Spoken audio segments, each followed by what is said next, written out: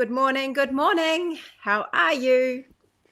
I just wait for some of you to jump on. Oh, and I get myself a little bit comfortable on my chair. It is absolutely pouring with rain outside. So if it gets really loud, you might, I don't know. I think sometimes you can hear me or sometimes you can hear it and sometimes you can't. So we'll just see how we go. I'll just wait for some people to come, say hi in the chat. I've got a few things to show you today. Here they come. Hi, everybody. Good morning. How are things with you? Have you been making heaps of stuff? I'm curious to hear what you've been up to. I've been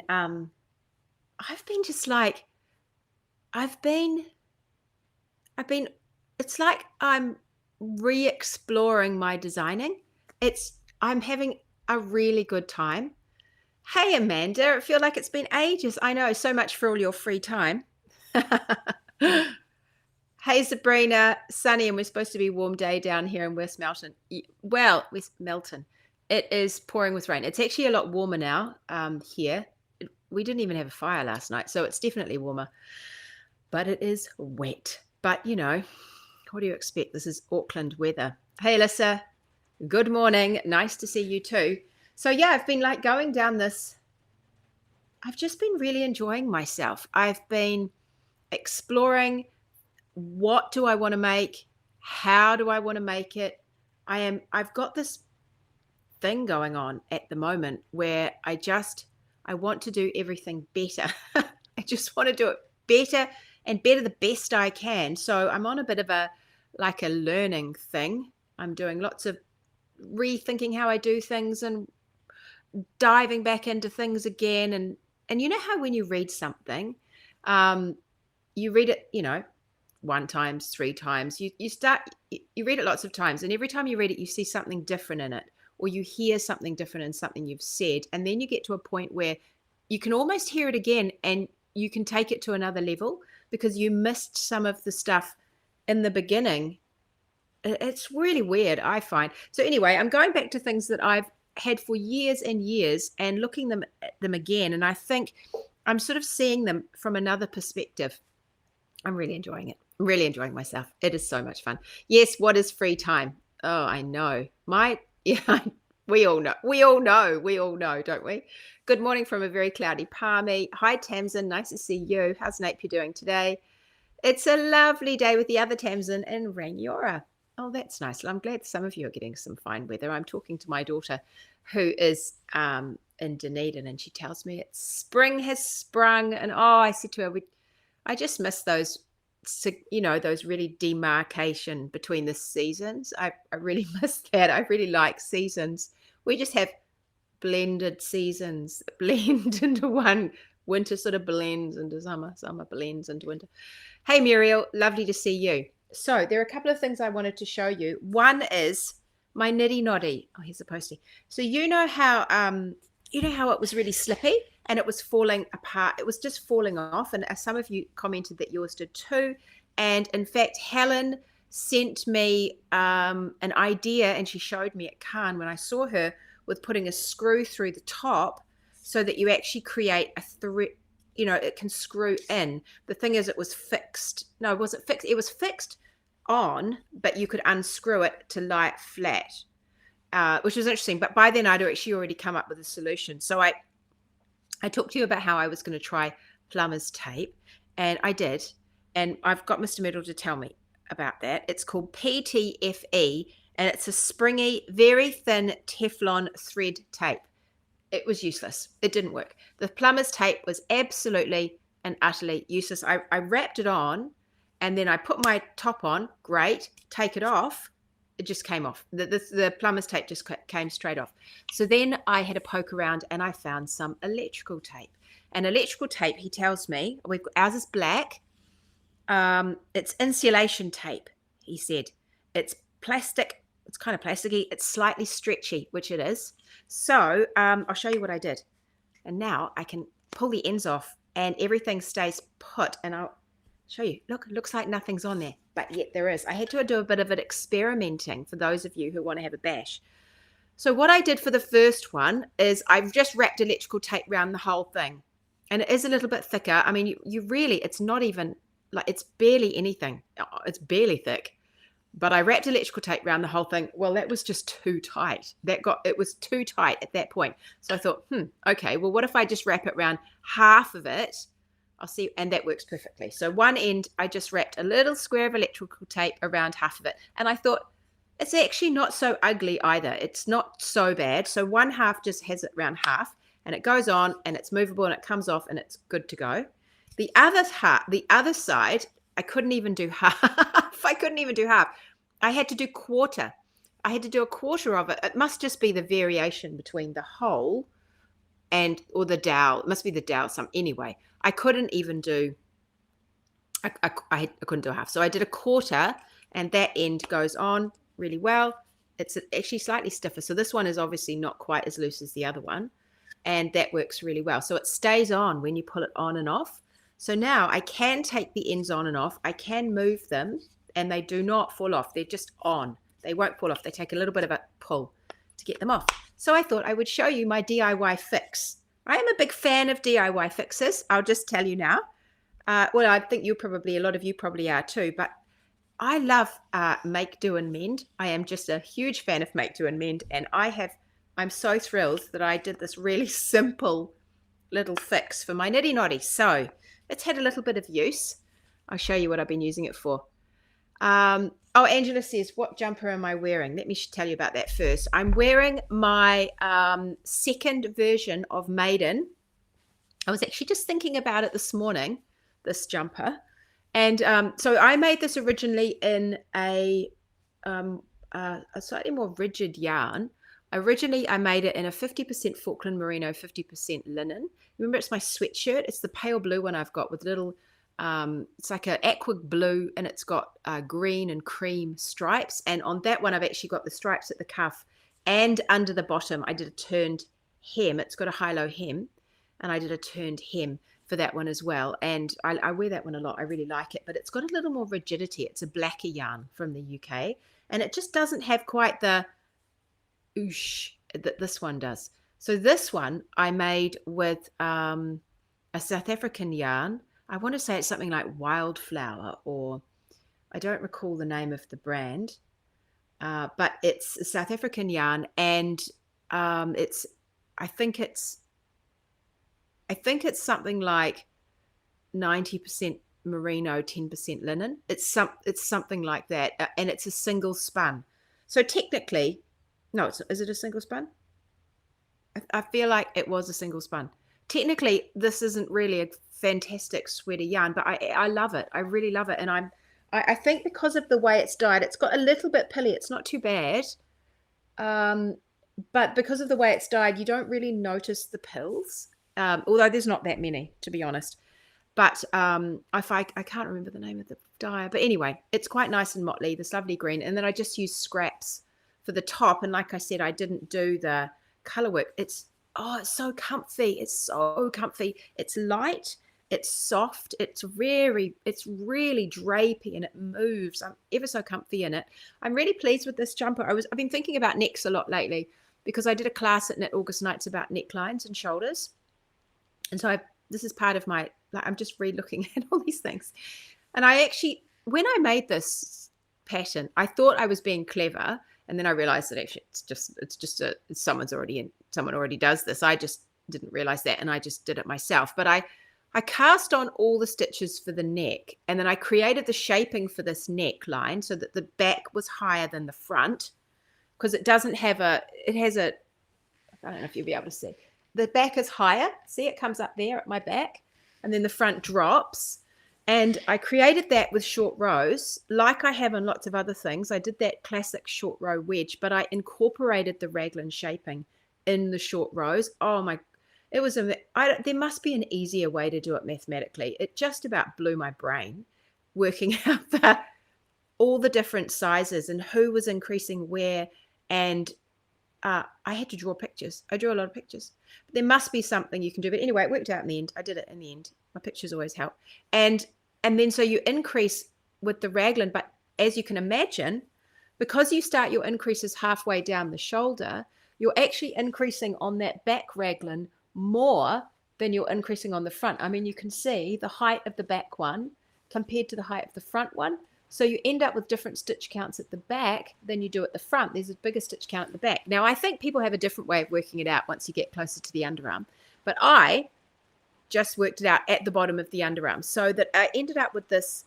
I really like the shaping in it. I think it fits really well. So I ended up with this, nice curve, more of a curve to your shaping. I wonder if you can see it. You can see it more in my back of my shoulder. So it goes out a bit and then it starts to go down. And then it curves out under the arm. But the front has more of a kick out under the arm than the back because we needed more stitches at the front. And this is where I wanted them. So I was really pleased with that when I did it. And I really loved the fit of the other one. And then I made this one. It's a lot sloppier. And I was thinking about it this morning.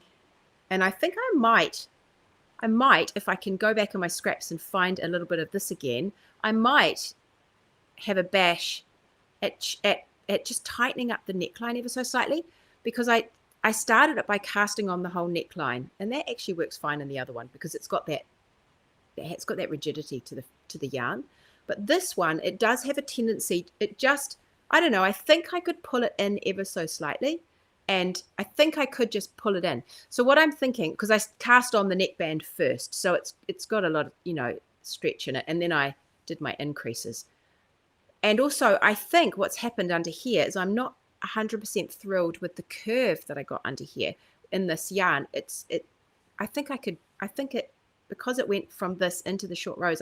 Anyway, I feel like what I could do is I might either have a bash at just pulling it all in with a little bit of, I don't know, hat elastic or something, or I'll just pick it up at the bottom of the band.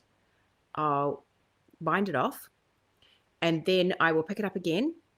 And I'll just knit the band up, and I just might do just slightly smaller needles, and that should fix it. I think I will see, I'm fairly certain I will see a significant change to the neckline if I did that. So I was thinking about that this morning, and I thought, maybe I should do that. I might do it with the Wardrobe Toolboxes and show them how I do it if I do it. I've got some plans. I'm planning at the moment Wardrobe Toolbox for I've pretty much planned next season, and I'm already thinking about season 9, but I'm actually thinking, maybe I'll swap something out next season and put in this neckline stuff into season 8, which starts in October.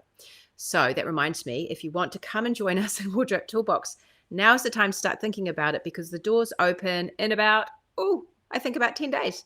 What's the date today? It's the 7th. Yeah, because the doors open in 11 days.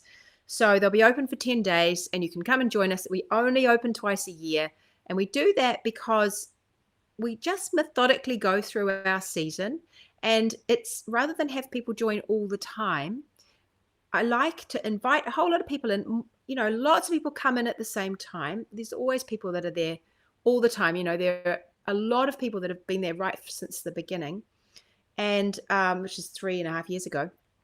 But people come in all together, and then off we go. We all just do the next season together, and it's nice. It's really nice. I like that, rather than just dropping in and out at any old time, because we work on monthly themes and all sorts of things. So we open the door twice a year, September and March. So September we're about to open again, and that's it. It'll close on the 28th. So if you want to join us, now's the time. You can join up for a month at a time. So if you are not 100% sure and you just want to see how it goes, you can leave at any time, but you just pay a month in advance. So you'll pay for the month, you do the month. If you want to leave, you say, I don't want to come next month, it's absolutely fine. Or you get a discount if you decide to join for the entire 6-month season. And so then you're in. And then you can decide at the end of the season if you want to join for the next season. So it's kind of flexible like that. Yeah, it's really fun. So if you want to come and join us, I'll tell you a little bit more about some of the things that are going to be happening this coming season next week. I'll talk to you about it because the doors open the following Monday. I think it's a Monday, the 18th. And it's really good. And if you do join, what happens is you get scooped into the last of our knit night, our last knit night for season 7. So you'll get to come and, you get to join the community immediately when you sign up, and then you get to join our last knit night, and then everything officially starts in October. So I'll tell you all about that next week. But if you want to just stay in the loop and know what's happening and see if you want to join us, get on my mini mag list, which is trulymyrtle.com/mini mag, or just join at the website wardrobetoolbox.com. I wrestle with how to manage these two things. I just do little changes often to just, as we evolve. It's fun doing little changes, and I most seasons will do a survey with you, and you get a free pattern, and you can tell me what you like, and then I try and incorporate the things that everybody likes or wants or desires where I can. So yeah, it's really helpful to get your feedback, and I can't remember why I started saying that, except that the door's open soon. Anyway, enough about that. I will tell you about it next week. But oh yes, my mini mag. So get on my mini mag list, and I'll just tell you. I'll just say, hey, it's open now. Come and join us. That'll be really fun. It's so much fun. It is so much fun. It's really nice having this rhythm to your week, a rhythm to your month. It just keeps pulling you back into this making mindset, and a knitting mindset, and a making things for yourself. And it's, yes, carve out a bit of time. It's that sort of mindset. And then we're learning how to do things all the way along. So if you're finding that you're making things and you're just not thrilled about the fit, or you feel like you just want to push yourself a little bit further and really focus on getting fit right, or style, what do I want to wear, figuring out that, or we cover all sorts of things, techniques and yarn. And if you're feeling like that's you, and or if you just need a real mojo injection, this is the thing to do. It's really, it's delivered to you. It's an easy way of just, injecting yourself with a bit of fun. Anyway, I know a lot of you are already Wardrobe Toolbox members that are watching. So, because heaps of you are Wardrobe Toolbox members, and it's so fun meeting you in public. And it was funny at Cairn, actually. It was really nice to see so many Wardrobe Toolbox at Knit August nights, not last weekend, but the weekend before, and how many people were saying, oh, what is this Wardrobe Toolbox? And then there were gaggles of you saying, oh my gosh, Wardrobe Toolbox, you'd love it. And everyone was talking about it. And it was so nice. I really enjoyed that. It's very gratifying. I put such a lot of work into it, and I really love it that you love it too. Okay. We're in the fake spring that comes before the second winter, before the actual spring. That sounds about right, Amanda. It sounds exactly about right. The fake spring. Yeah. It teases us with spring, and you certainly will be down there near Christchurch. It's a sunny day in New Plymouth. Amazing how different it can be. And it's a gorgeous day in the Wairarapa. Amazing. Here's somebody. I've wondered about making one with a shallow V neckline if I can figure it out. Well, you can figure it out.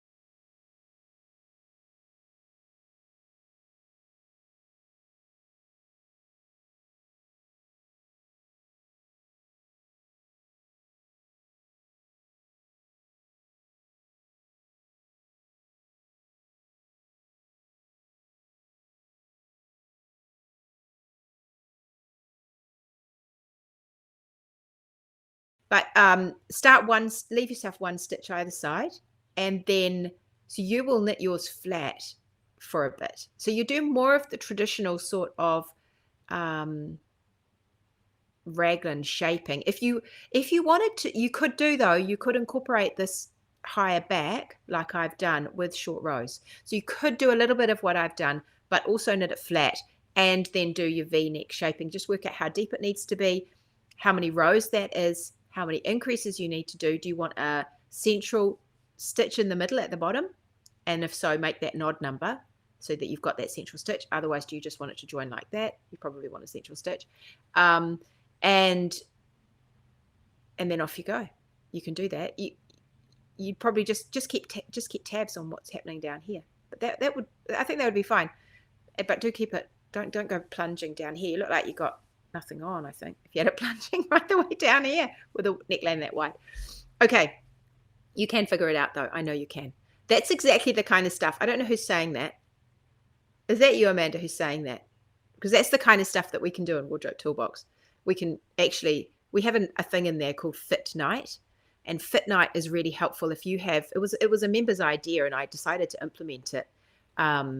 And if you have a specific question about what you're knitting, or you want to try, or you're stuck on something, or you're always got the same problem, we bring it to Fit Night, and then we can, if you tell me in advance, it's helpful. And then we bring it to Fit Night, and we talk you through it. I can walk you through it and help you out.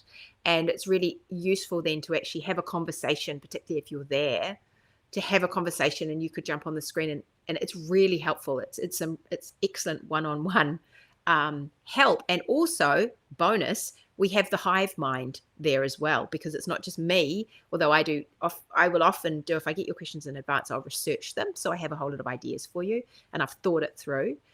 But if when we're there, it's also fantastic, because then there's dozens of other people there as well live, because everything's live, but we record it, so you can watch it later. But if there's dozens of other people there, then often people have the same problem, or they've dealt with it, or they have an idea, or they've thought of something that I haven't. It's really great way of getting some specific help. Okay, Amanda said, I really need to finish mine. The fit is fantastic. I just need to find the time. I'll be back up to 11 whips next week. I really need to get some solid knitting time. I've got a new test coming for my testers too, Amanda.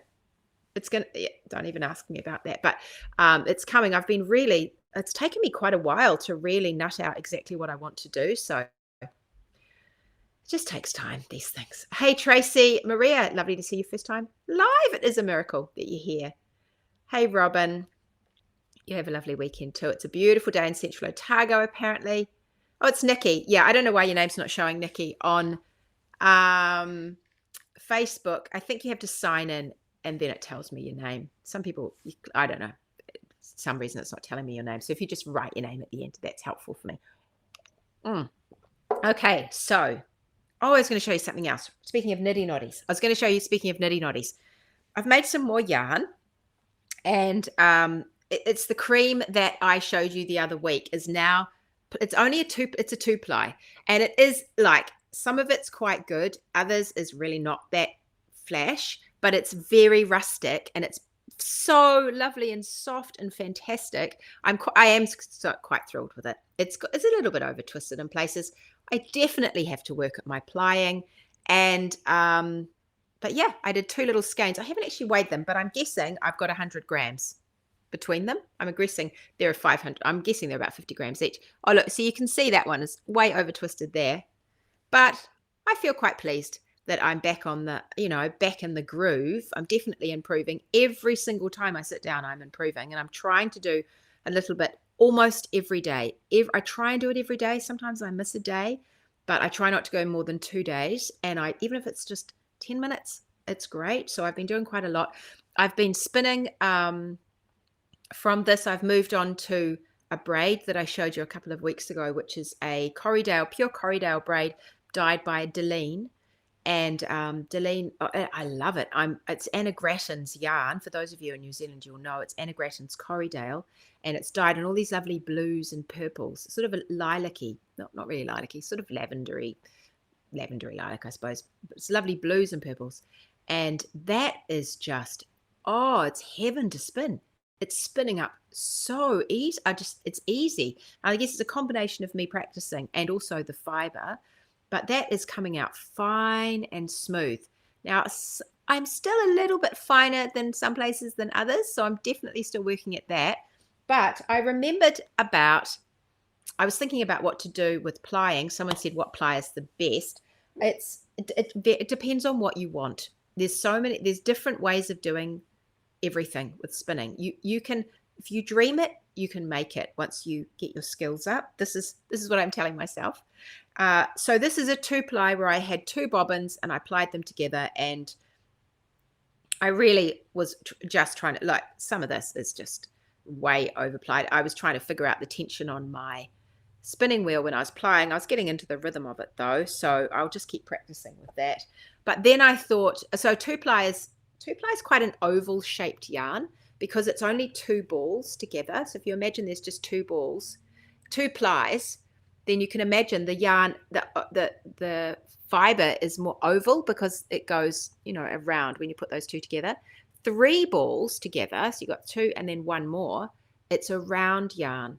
I love 3-ply yarn. So I think 3-ply is my preference, but I will do some 2-ply as well, just depends. But I love a round yarn. That's kind of where I'm going right now. So I'm thinking with the blue I'm doing, because I didn't split it and I didn't do a bobbin and a bobbin and a bobbin. I didn't do 3 bobbins and then bring them all together. I just did 1 bobbin. Actually, I've just about finished a bobbin. I have to start another bobbin and I've got about a third of my braid to go. Because I did it like that, I thought what I would do is I would chain ply it.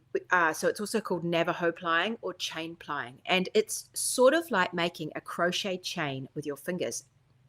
I completely forgot how to do it. I had to look on YouTube and find a couple of videos. And then I was like, oh yeah, I remember now. I knew the guts of it, but I couldn't remember how to hold everything, what hand held things. And I was plying it way too fast when I started because I had a little practice on this little bath colored yarn. I had to practice doing some chain plying. So I'll show you. I just had this left over, that little bit that I started with, the very first bit. I had this left over. This is way overspun. I started getting it together. So there are a few pieces in here where I'm starting to get it together. But look at that, it's really dodgy. But that was my experiment when I was chain plying, just to remind myself how to do it. But actually, look, that's quite nice. Oh, no, it's a little bit overspun there. It's overspun there. Look, some of it's just way too tight. Maybe that one is nicer. No, that's also really, really ropey. But anyway, I know how to do it now. But I reminded myself how to do it. So you kind of hold the yarn out and then you pull a loop through. So it's coming off a single bobbin. And you're pulling up. Yeah, it was Shandy. That's who I watched, actually, from Fiber Arts. Thank you. I've forgotten who I watched. I watched a couple, but hers was great. Shandy, Chandi, from Expression Fiber Arts, had a really good video on chain plying. She's got this big old-fashioned wheel, this huge spinning wheel, big wheel on her spinning wheel. And that was very good. It was very good. It was a little bit longer than another one I found, but I liked her description of things. She fleshed out why you were doing things in certain ways. And I always enjoy a why. I like a why. So anyway, I just did a little bit. And it didn't, it took me 5 minutes, 10 minutes. And I was trying to get out some of the kinks because some of this was my really early spinning that I was then trying to chain ply. So you can imagine the mess of that. But I've reminded myself how to do it. So I think I might need just a little bit more practice, and then I will have a bash at plying this yarn I've got that I've been working on, Delene's yarn. I'll have a bash at plying that, and I think it'll be really, really, really, really, really, really pretty. So that'll be fun. And I'll show you. I should have that done by next week, so I'll try and bring that out and show you if I get a chance to do it. Is that your maiden in grays? It's in green. It's actually green. If it looks grey, it's not grey in real life. It's got flecks of grey in it, but that's the linen. It's dark green and mossy green and light. It's forest. It's definitely forest, but and moss. It's forest and meets moss kind of greens. It's the one that I started for my daughter. Do you remember? It's the one I started for my daughter because we were the same through here. But she needed bust darts, and then she told me she didn't think she'd wear that. Actually, Mum, don't think that's really my style. So I don't really want it. So I thought, great, I'll have it, and I've loved it. So that's good. Now she's making her own. Hi, Maureen. Nice to see you. She's got. Oh, Amanda says that Shandy has also got a really good video on continental knitting, and you taught yourself from her. Yeah, I've been thinking about the continental knitting again. I'm just so fast with the other one, and I don't have the time right now to stop and relearn how to knit. So I have done it before. I did all those dishcloths. Do you remember, in cotton? Well, you might not remember because it was so many years ago. I think it was over 10 years ago. No, maybe it was 8 years ago. Anyway, long years ago.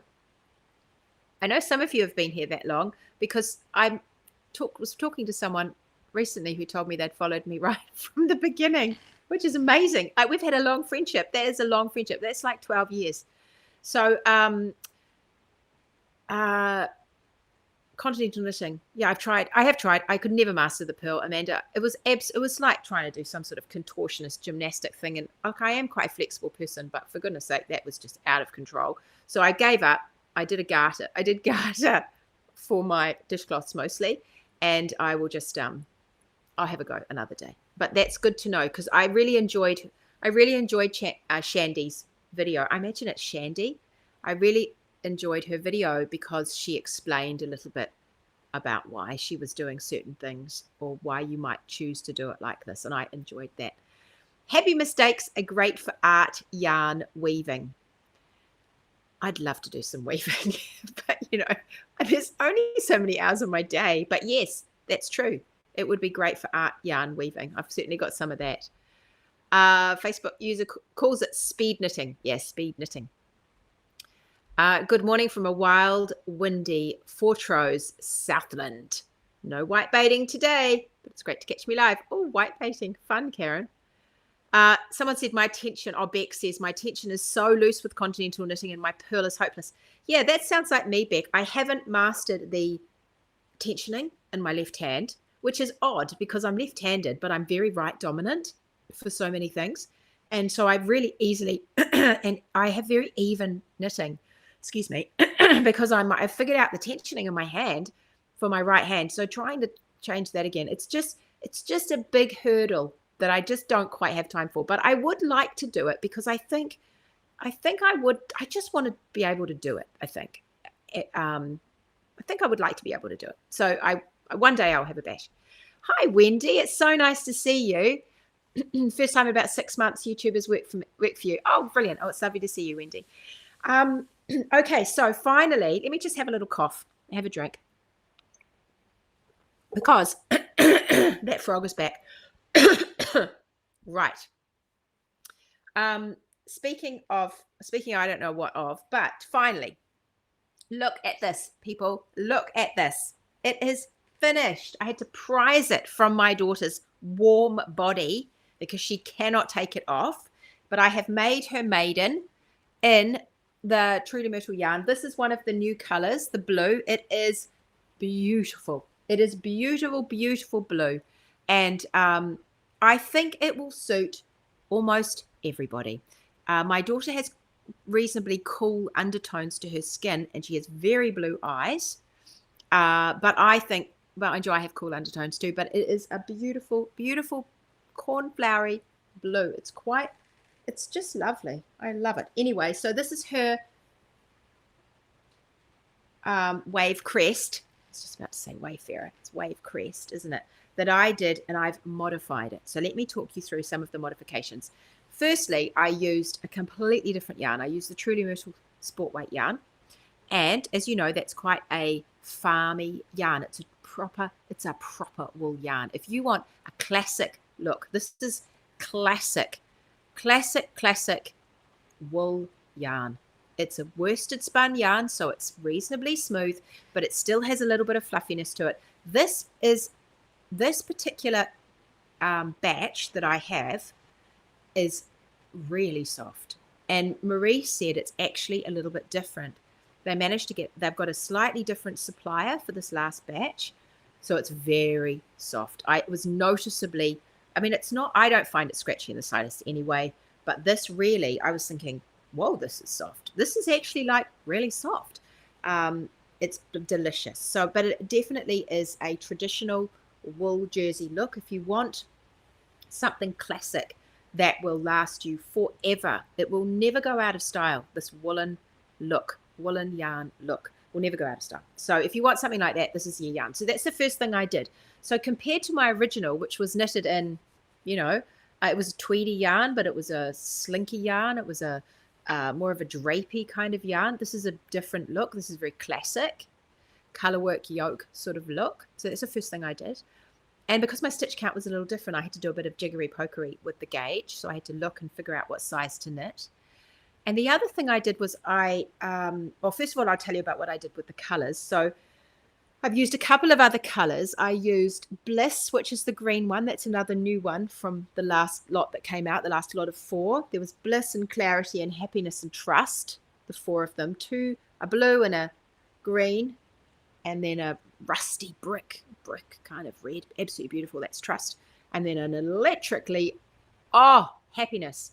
Happiness is fantastic. I'm knitting something in Happiness at the moment, but I've put it down for a while. I'll come back to it. So this is Bliss in here, the green. It's a beautiful sage green. Look, I'll show it to you here. I've actually been using it for something I'm doing at the moment. I adore this color. It's lovely. So there's that one. And then I used Liberty, which is it looks quite gray in here. It's a very gray blue. It can look very blue when it's on its own, like a duck egg blue. But when it's mixed with these ones, it takes on more of a gray hue. Anyway, she chose the colors together. She wanted that sort of soft palette. I'll put it for the back. And I've mixed up how I do it because it's meant to be a 2-color color work. It's slipped stitch color work. Easy peasy. But I changed it to 3 colors. So I just mixed it up and did it differently. So it has a slightly different look to it. And then the last thing I did was, I also put color work on the cuffs because we thought that was cute. So we chucked the same color work and just popped it on the cuffs, and that's easy enough to do because you just find a stitch count that works with the little repeat. Look at that, I've got another bit of yarn on her. And then Maureen's saying, how soft? Soft. Okay, let me describe. Like you can feel how soft. It's not like a baby's bottom soft. It's not like marshmallow soft. It's not marshmallows. It's not cashmere soft. It's not, oh my gosh, this is going to pill out of control soft. It's not soft like that. It is, it's soft with structure. So you can feel that it's a woolen yarn, but it's just not scratchy. How about that? It's just not scratchy. I love it. I can wear this with bare skin, and my daughter, who's quite finicky about things like that with her skin, she wears it on her bare skin, so it's fine. It would be fantastic to somehow group the colors into cool and warm undertones and neutral to make it easier to pick. Yes, that would be great, actually, Angela. I have a funny suspicion that most of mine are actually warm undertones, cool undertones, because I think that's what I gravitate towards. But I will assess them and I will see. It's lamb's wool soft. Tamsin, that's it. Tamsin, you've hit the nail on the head. It's lamb's wool soft. It's not mummy you soft. It's not daddy ram soft. It's lamb's wool soft. That's what it is. This frog, hang on. Right. Yeah, it's lamb's wool. It's like a lamb. Think lamb. Go and touch a lamb. There's lambs everywhere at the moment here in New Zealand. They're everywhere. They're all around me. All the paddocks out there. Lambs.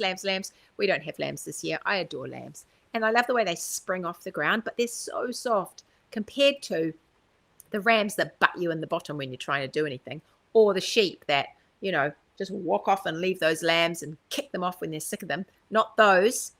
It's lamb soft. You're right. Okay, what else did I do? I thought about sizing.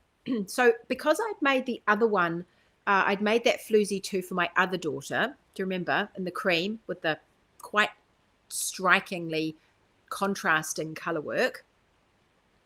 Because I'd done that, I got her to try it on. They're similar in size, but one is obviously cut 3 years younger than the other one. So they just have a slight size difference to them, but they're almost at the same size now. So anyway, daughter 16 tried on daughter 13's jersey, and she really liked the neck of it, but she wanted it slightly fuller in the body. She's got slightly bigger breasts, and she's just slightly more mature. Her body is just slightly more mature. So she wanted it slightly more fuller in the body, but she liked the smaller neck. She wanted it to be higher and smaller on her, that kind of look. So what I did was I cast on, it's a different pattern, but what I did was I looked to see how big that neck was that she liked. And then I worked out roughly how many stitches I'd need to create that neck, and I cast on that neck in the other pattern.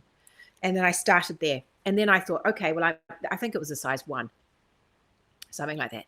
So I cast on the smaller neck, and then I thought, right, now I've got to get from that stitch count to the stitch. What did I do? Oh, yes, I think I carried on with size 1 for the first part here.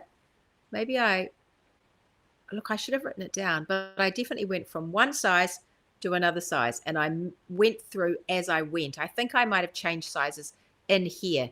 So I think I did a little jump maybe to the next size for this one, and then I did another jump to the bigger size. I jumped a couple of times. I probably said it on another podcast, but from my memory, I jumped up sizes in between the color work and above the color work. And so by the time I got to the sort of halfway down the color work, I'm on the size that she wanted for the bust, and then away I went. I just did that for the rest of it. So you can fiddle around with things. If you can see in your pattern that there are places to change. I mean, I think I did quite a substantial increase here, but I'm pretty sure I did do another one in the middle just to get her to the right place. Anyway, it looks fantastic on her. Of course, she will not be in a photo. That's fine. But it looks absolutely fantastic on her, and it fits. It's got a real vintage look to it, and she really loves that kind of vintage vibe. So it's got quite a 50s kind of, cute. It's slim fitting on her. It's not tight, but it's sort of comfortable, slim fitting, classic colorwork jumper look. She looks really good in it. Color looks amazing on her. So all in all, she's pleased. I'm pleased. Yay. I finally got around to knitting something for two of my children, after years of not knitting them anything. So I feel quite good, and I'm off the hook now for another few years. So that's pretty good. And then hopefully they'll knit themselves something, because that's what they should do. So, yeah, I thought I'd show you that. Okay, someone's saying here, could we please have a masterclass on warm and cool colors and skin tones? Do you know what? We actually have one. But we could definitely go back and have another look at it. So if you go right, if you search up in color on Wardrobe Toolbox, if you go to the search page and then look up color, put it into the search bar, color, and it was Katrine who ran that class for us. So you could look up Katrine, Catrien. But if you just put up color and skin tone, words like that, it will pop up with that masterclass. And I think you will really enjoy it. She actually did 2 sessions with us. She did a full masterclass, and then there were questions followed. So she came back and she did a question and answer session as well.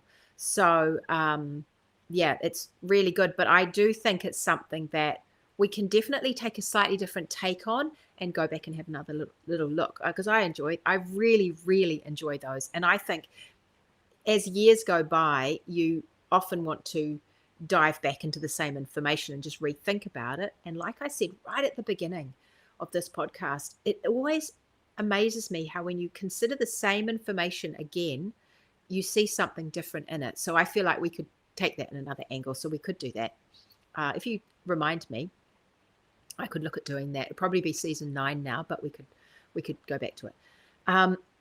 Beck says, learning that you can fiddle with the pattern is one of the things I learned from Wardrobe Toolbox. Oh, that's excellent, Beck. Well, that is really what we're all about, isn't it? It's yours. You're the boss of it. I think seeing these patterns, there's a couple of things about it. One is it's yours. You can do whatever you want with it. There's no, once it's out, see them as blueprints. It's a blueprint that you can play with. And I think part of being able to see it as a blueprint that you can play with is learning to unpick it. And so learning about how, well, first of all, sorry, this frog on my throat's terrible today. But I think, one, who are you knitting for? And we're learning about ourselves. And so we do this measuring of ourselves and we figure out who exactly am I knitting for? Like, I'm going to take an objective look at the shape and the size of the person I'm knitting for. And when we think about size, we don't get all hung up on the numbers, because actually what we have discovered in Wardrobe Toolbox is that it's your shape that is important. yes, size when we're choosing a pattern and when we're thinking about numbers of stitches and rows, of course, size. But when we're thinking about what we want to make and what we feel good in and how we want to make those modifications, it's our shape that is important. And it was funny the other day when I was in one of my classes at August Nights, because there were 3 of us standing there and we were 3 different sizes, but we were the same shape. And I think I find that just extremely exciting to think that that you can hone in on something like that, and it just feels good. It feels really good to me. So so we think about who we're knitting for, and then we start unpicking our pattern, and we think about where exactly do I want to make the changes? How do I figure out where to look in the pattern to do that? We've got our schematics and we've got our sizing tables and we've got our instructions, and then we input ourselves into it, and that is with different yarn and how's that going to behave, and different colors and what plays nicely together and what suits me. And then also this whole idea of different stitch counts to make it work for what I want it to do. And that's a little bit of maths, but we've broken that down so that it feels totally doable, because it is totally doable. You can do it. But if you see it little chunk by chunk by chunk, then it all feels doable. So it makes me feel quite excited, because I'm giving you the fishing line. I'm not giving you a fish. I'm giving you a fishing line. I give you fish every second month because I give you a pattern. You get a free pattern. But I endeavor to give you a fishing line, and a really good fishing line, so that you can go out and you can figure it out for yourself, because then you're totally the boss, which is great. Okay, everybody, it's enough of me prophesizing. I don't think that was prophesizing. Philosophizing. I think deeply about knitting. I think knitting is something worth thinking deeply about, because I think we are very lucky. This is an excellent hobby that we have. Making, creativity, knitting, those are incredible skills for life. I really believe. So I do think deeply about knitting all the time. All right, everybody, have a really, really lovely week. Enjoy your weekend. Make lots of things. I will see you next Thursday. If you want to hear a little bit about what happens behind the scenes at Wardrobe Toolbox, come and join me there, and I will show you around and talk to you about what's happening. There's a couple of noodle things that are going on next season, so I'll tell you about that. And the doors will then open on the following Monday. So catch you later. Have fun. Make heaps of things. See you later, everyone.